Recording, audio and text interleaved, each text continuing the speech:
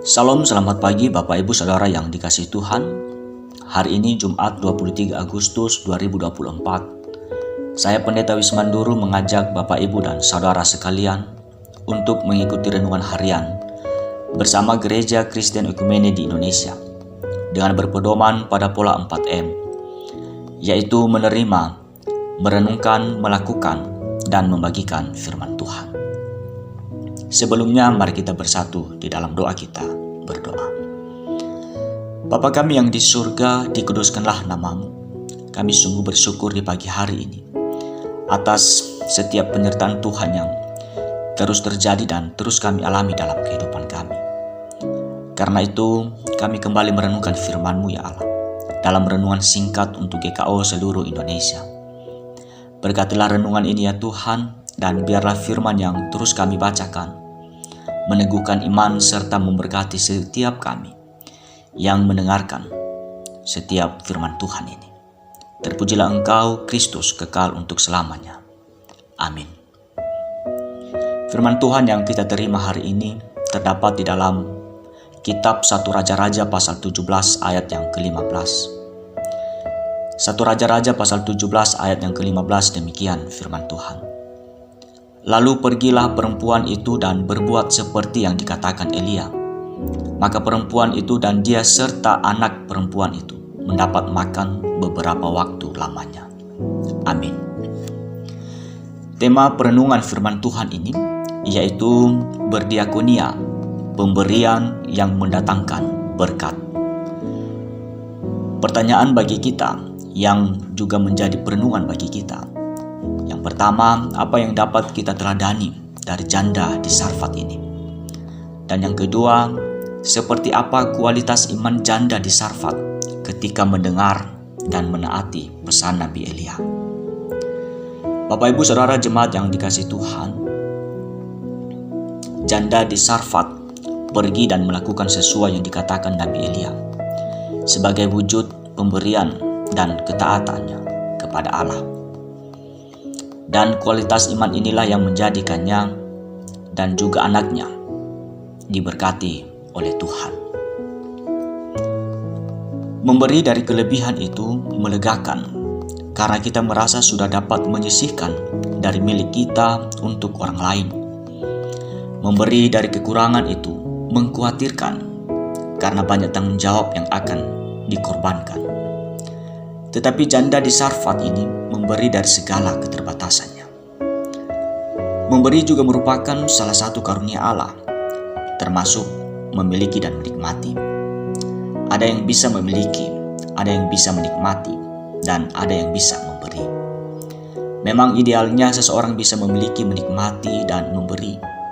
Tapi ada juga orang yang tidak memiliki sehingga tidak bisa menikmati, apalagi memberi. Untuk itulah kesediaan berbagi adalah sebuah sikap iman, karena kesediaan untuk berbagi lahir dari keyakinan pada pemeliharaan Allah. Penderitaan yang dialami janda di Sarfat karena status sosial dan ekonomi tidak merampas belas kasih dan kepeduliannya kepada sesamanya, walaupun sempat ada keraguan di awal dalam dirinya.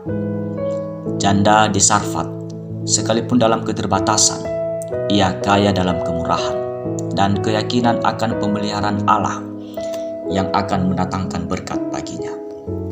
Bapak Ibu, Saudara yang diberkati Tuhan, selain janda di Sarfat ini, Raja Daud salah satu contoh yang diberkati karena karunia memberi. Dalam 1 Tawarikh pasal 22 ayat 14 berkata, "Sesungguhnya sekalipun dalam kesusahan, aku telah menyediakan untuk rumah Tuhan itu 100.000 talenta emas dan 1.000.000 talenta perak dan sangat banyak tembaga dan besi, sehingga beratnya tidak tertimbang. Juga aku telah menyediakan kayu dan batu, tetapi baik engkau menambahkannya lagi." Kerinduan hati Daud yang paling dalam bukanlah kemenangan atas musuh atau menjadi raja di Israel, melainkan membangun bait Allah. Itu terlihat jelas dari persiapan yang dilakukannya. Kalau bukan karena Allah yang memberikan karunia memberi kepada Daud, hal itu pasti tidak mungkin terjadi. Lalu rugikah Daud? Tidak sama sekali. Hasilnya justru sungguh di luar dugaan. Daud malah akhirnya menjadi raja yang paling berpengaruh dalam sejarah monarki kerajaan Israel, melebihi Raja Saul dan Raja Salomo. Dari sini kita belajar bahwa karunia memiliki, karunia menikmati, dan karunia memberi, yang terbesar adalah karunia memberi. Karena Yesus sendiri berkata dalam Kisah Para Rasul pasal 20 ayat 35 bagian B, adalah lebih berbahagia memberi daripada menerima. Orang yang sanggup untuk memiliki dan menikmati, tapi tidak sanggup untuk memberi dan membagi, tidak lebih baik daripada orang tidak bisa memberi dan membagi karena memang dia tidak memiliki dan menikmatinya. Untuk itu, kemampuan berbagi tidaklah tergantung dari berapa banyak yang kita miliki, melainkan seberapa mau kita untuk berbagi kepada sesama. Maka berbahagialah bukan karena kita sanggup memiliki dan menikmati berkat Tuhan, tapi karena kita sanggup memberi dan membagi berkat itu dengan orang lain. Amin. Tuhan Yesus memberkati renungan kita di pagi hari ini. Mari kita terus melakukan firman Tuhan ini. Berilah diri sebagai orang yang bersedia berbagi dalam segala situasi kehidupan.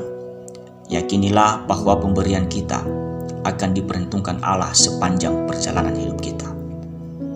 Dan biarlah kita semua juga dimampukan membagikan renungan ini kepada setiap rekan sekerja kita, teman sekolah, bahkan tetangga dan anggota jemaat di Komsel, agar hidup lebih lagi menjadi kesaksian bagi semua bangsa untuk terus berdiakonia. Mari kita kembali bersatu di dalam doa kita. Berdoa. Bapa kami yang di surga, berilah kami hati seperti tanah yang baik, sehingga firman-Mu berakar dan bertumbuh, serta menghasilkan buah yang baik dalam kehidupan kami. Mampukan kami ya Allah untuk menerima, merenungkan, melakukan, dan membagikan firman Tuhan ini. Mampukan kami untuk terus berdiakonia. Berkati kami semua yang mendengarkan renungan ini, terlebih hari ini dalam setiap kegiatan yang kami kerjakan. Kami percaya Tuhan ada dalam menyertai, memagari kami dengan kuat kuasa Roh Kudus. Hanya di dalam nama Tuhan Yesus Kristus, kami sungguh bersyukur dan berdoa kepada Allah Bapa di surga. Haleluya. Amin. Selamat pagi saudaraku, selamat beraktivitas. Salam sehat selalu. Tuhan Yesus memberkati kita semua. Amin.